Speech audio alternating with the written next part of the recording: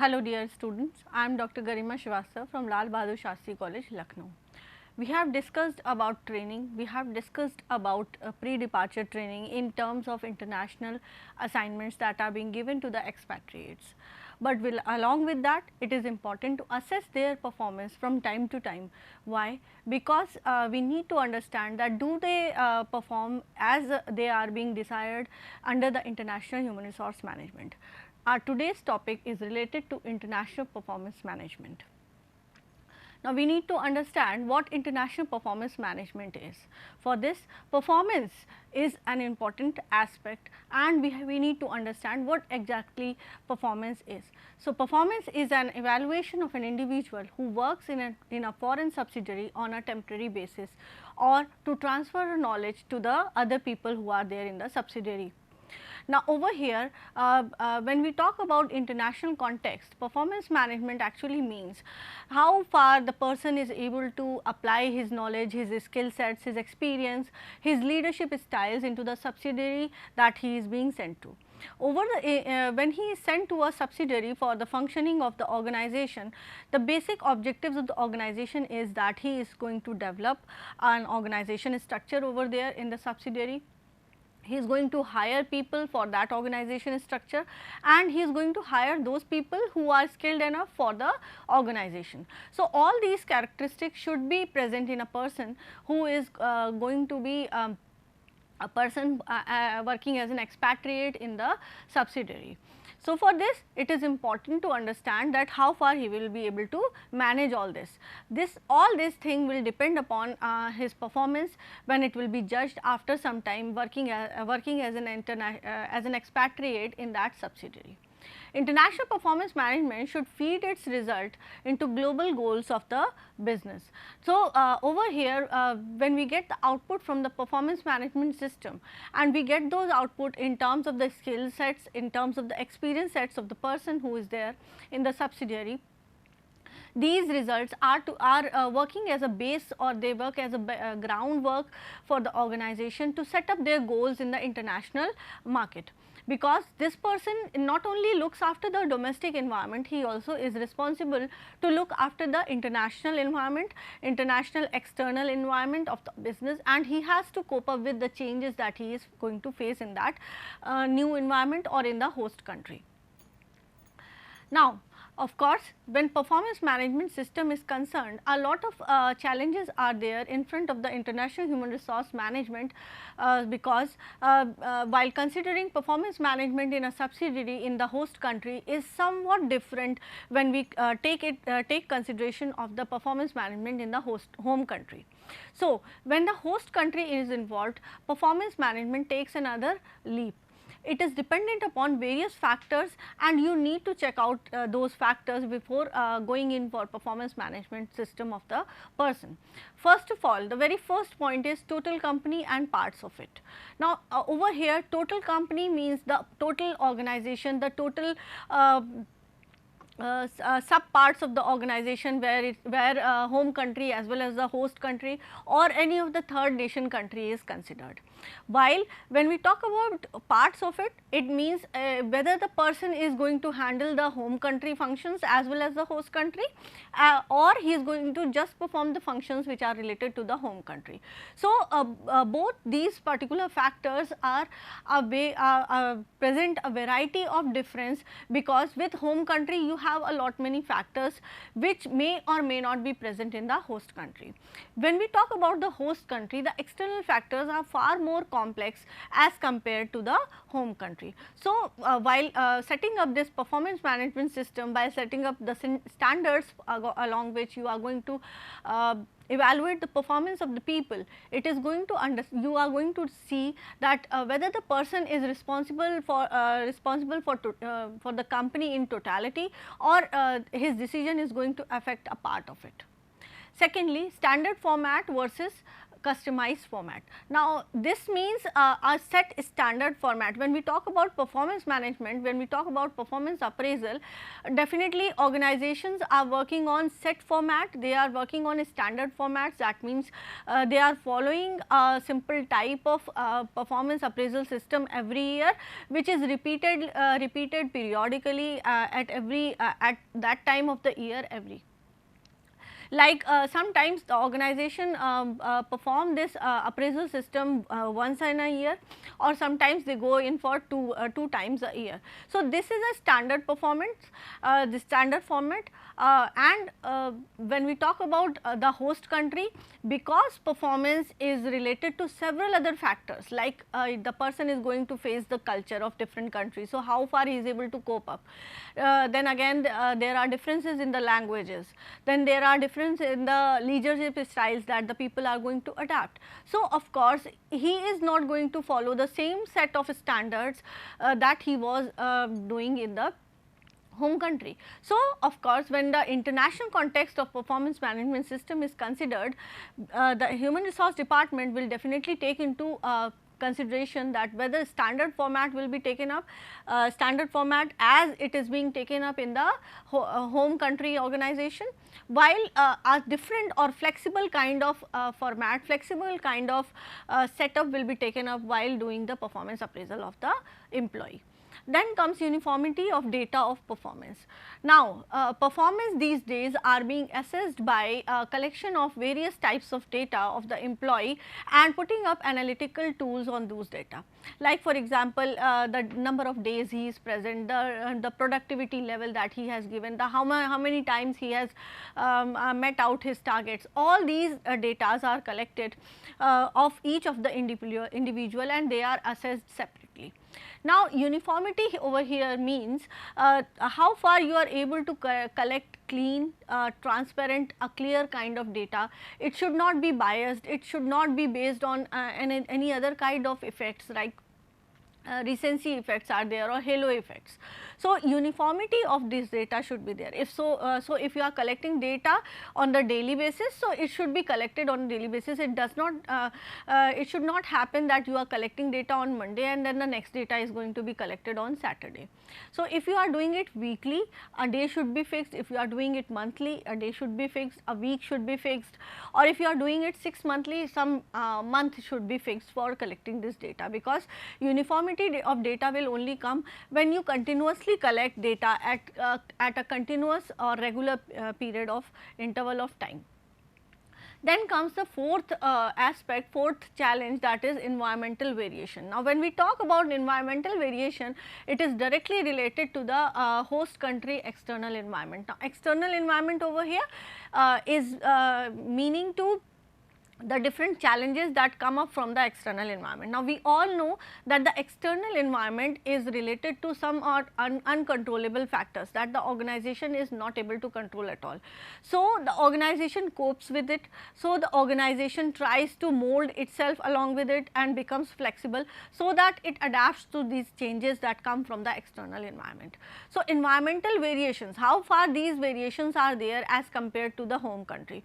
So, if there are more of stressful situations, more of strifeful situations in the external environment of the host country, definitely the same criteria of environmental factors cannot be taken as were taken in the home country. So, you need to check out what are the specific factors on which you are going to get that evaluation of each of the employee. Then comes validity of performance criteria.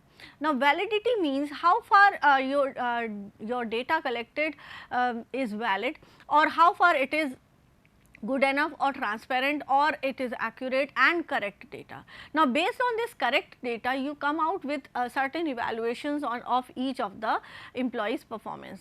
So, these evaluations are valid till how much time, or till the next appraisal system that comes up in the organization. So, you need to give this duration of validity of this performance criteria. That means sometimes the organization perform the, say suppose it performs the appraisal appraisal system in January. So, the appraisals done in January will be valid until the next performance appraisal comes up. So, that means this is the validity period for the for each of the individual, and up till then the individual has to perform more, so that his performance criteria, so that his evaluation comes up to be more better as compared to the earlier one. Now comes the time and distance variation. Now, time and distance variation is directly related to international context, because the person is going to work in different time zones. All the countries are definitely working in different time zones. So, if he is working in some other time zone, he has to adapt himself, his body has to adapt to the biological clock that he is going to face in that particular country. And distance means, because he is distanced from his colleagues, he is from his family, from his peer group, away from his hometown, home country. So, how far this particular factor is going to affect his performance. So, this particular factor is also needed to be considered when we talk about performance management system in international context. Then comes varied levels of maturity. Yes, of course, when we are going to place expatriates on the top levels of management, say top level and the middle level of the management, varied levels of maturity of people are seen. Sometimes people behave very maturely, they face the coming up situation in a very mature manner, they face it, they try to cope up with different decisions, with different solutions, and then again they come out with successful resolutions of their problems. But sometimes it happens that though you have given a pre-departure training, you have given an landing training to the person who is there in the host country, but apart from that, after all this kind of training also, he is not able to cope up with the changed environment of that country. So, we as an human resource management person, we see that the people behave in different levels of maturity, and this level of maturity also needs to be checked when we check the performance management, performance appraisal in the international context. We have the 8th point, that is rater's competence. Now, when a performance appraisal is seen, we also see that someone will be there who will appraise this particular employee. He will be appraising, the rater will be appraising the employee according to his own competence. Now, over here competence means, sometimes what happens when the person who is going to appraise, he appraises the other person in terms as far as he is skilled. So, if he is skilled, he will check the other person, he will evaluate the other person on the same basis, on the same kinds of skills that he is possessing. So, this is rater's competence. Now, over here to bypass this, to overcome this kind of deductory approach, we can make a list of certain standards, and we can give this list of standards to the rater, and they have to rate the person according to this list only. So, what happens over here, if this list is already there with them, no kind of biasness, no kind of other thoughts will come in the mind of the rater, and he has to just rate the person on the basis of the given list. So, and in that also rater's competence. Now, how far he is able to understand, he is able to be empathetic with the employee, understand his situation, and evaluate him on his performance. Then rater's bias. Rater's competence is also related to the rater's bias, because though the rater knows the person, knows the employee or not, this is not a ground. Over here sometimes what happen, raters become biased, they evaluate the employee on the basis of the skills they have, or they sometimes evaluate the person on the basis of certain situation that recently happened in the organization. So, this will give an effect, this will give a negative effect maybe on the evaluation process of the person. So, this rater's bias should also be checked before setting up a network or before setting up a format for the performance management system. Then host environment. When we talk about the host environment, we totally talk about the external environment that is present in the host country.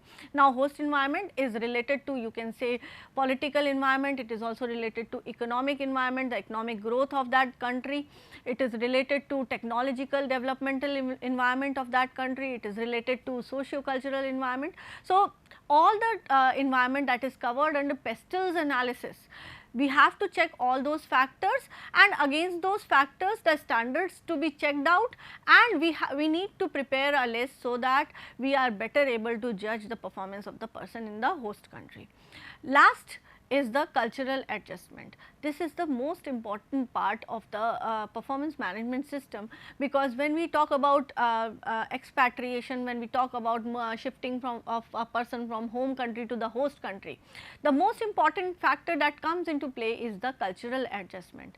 He has to face a culture which is not there in his home country. So, he has to adjust with this culture, he has to adapt this culture, he has to understand this culture, and he has to imbibe this culture into himself.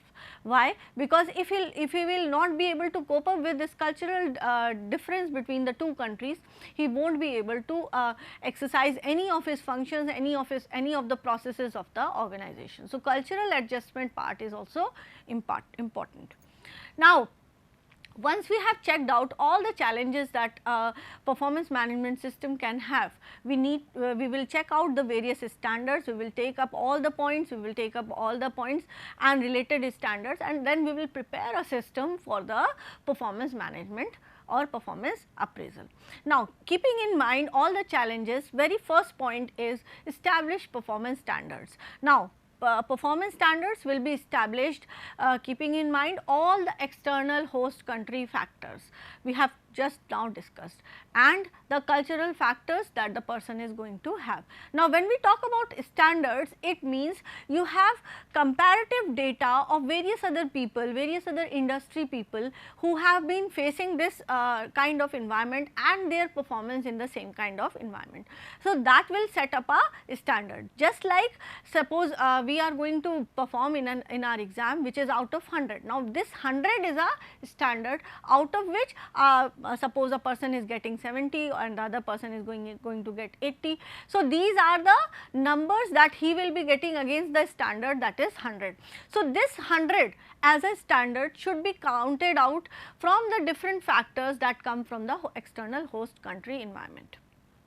Secondly, communicate the standards to the employee. Now, once you have prepared those standards comparing all the industries in the host country, you need to communicate these standards very transparently to your employee, because if he is not aware of these standards, how far he will be able to manage his performance. So, he should be aware that against what standards he is going to be judged. So, for example, if he is being given a target of 100, he should be aware that his target is 100, he may achieve 80, he may achieve 90, or he may even achieve 110. So, this particular standard needs to be given to the person. Decide upon the performance appraisal format. Now, over here you will now decide, once you have decided your standards, you have communicated your standards to the employee, you will decide on the performance appraisal format. Now, format means you will be taking up the same format as is being taken in the home country, or you are going to customize that original format of the home country organization into something different, making it more flexible according to the external environmental factors. Then measuring actual performance by evaluators through observation, interviews, records and reports. So, you will be now the exact process of performance will come, where the person is going to be measured, his actual performance is going to be measured by the evaluators or the appraisers, and this will be done on the basis of 4 points. It will be done on the basis of 4 exact elements, that is observation method can be used, direct interview methods can be used, different records of this person, like his attendance record, his duty charts, all these can be checked out, and different reports that like in 360-degree appraisal, we take up the reports from the different other people who are associated with the person.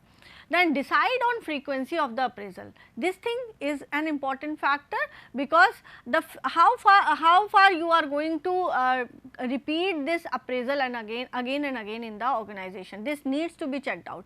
So, you cannot go like this, like you have done a performance appraisal in January, other one you will do in February, and then the third one you are going to do in July. This will not give a uniformity of data. You need to check that what will be the frequency of appraisal, and this frequency will be at regular interval of time.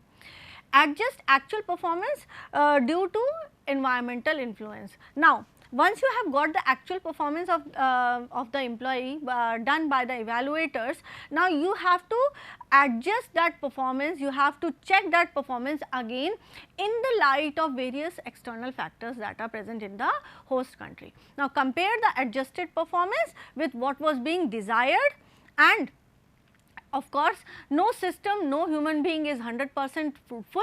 So, sometimes there will be a gap between what was being desired by the person, and based on these desired results, based on this actual result, the gap between the desired and the actual one, you are going to suggest again the job analysis and description method to the person. That means, you are going to give a feedback to the person that you need to improve these particular fields into yourself, so as to bring about more and more performance.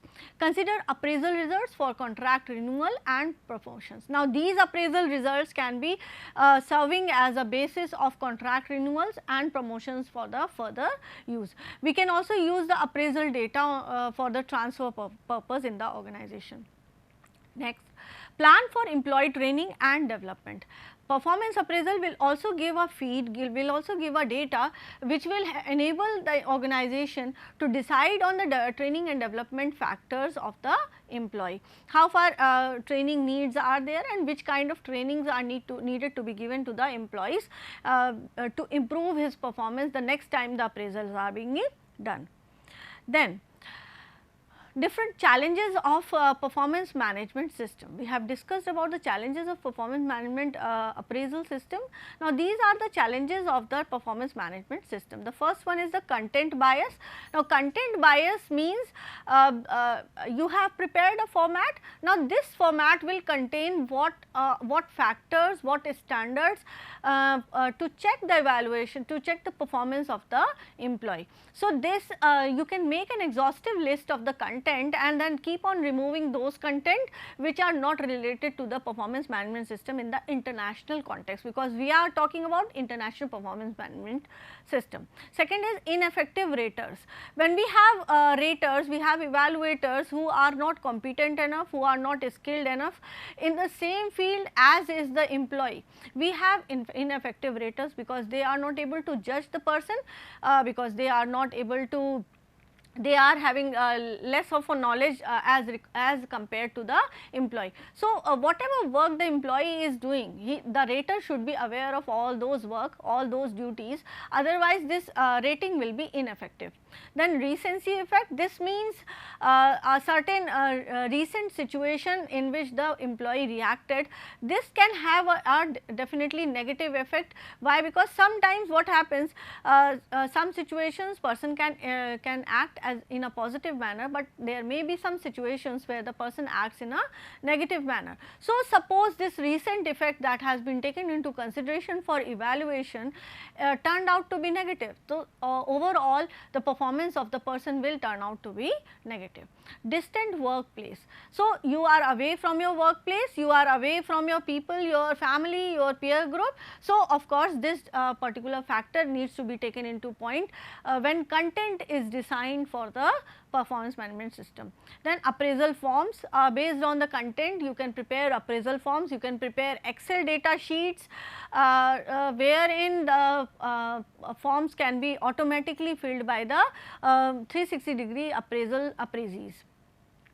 Then failure of supervisor in conducting appraisal interviews. So, if you are not able to, as a supervisor, you are not able to conduct the appraisal interviews, over here it becomes difficult for the person to appraise the performance of the employee. Use of performance data, use the data that you have collected for the performance. So, international compensation system can be defined as provision of monetary and non-monetary reward, which includes base salary, benefits, prerequisites, long and short term incentives valued by employees in accordance with their relative contributions to MNC's performance. So, we have certain parts of international compensation management.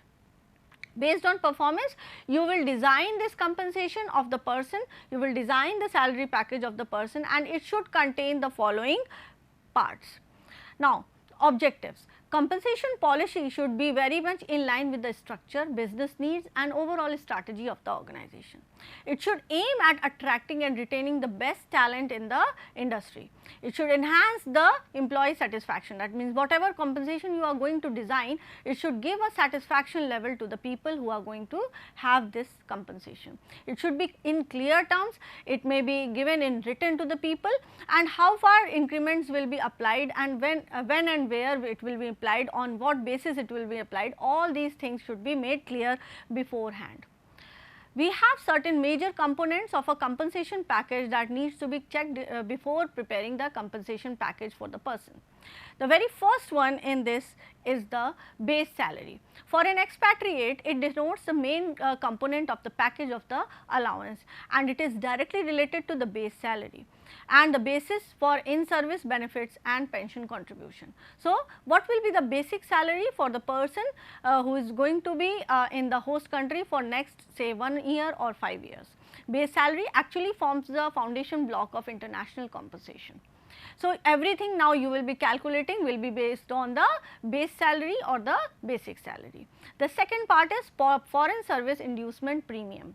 This is a component of total compensation package given to the employees to encourage them to take up more and more foreign assignments. So, for those people who are less decisive that they can go out of their country, this is for them so that they become more and more willing to move out to the host country to pursue the assignment. Allowances. One of the most common kinds of allowances is internationally is the cost of living allowance. This allowance is very important because of change of currency in between two countries, home country and the host country. So, you need to check into point that what will be the cost of living allowance for that person who is an expatriate for say next 1 year or the 5 year. It is typically involves a payment of compensation for different in cost of living between the two countries. Benefits.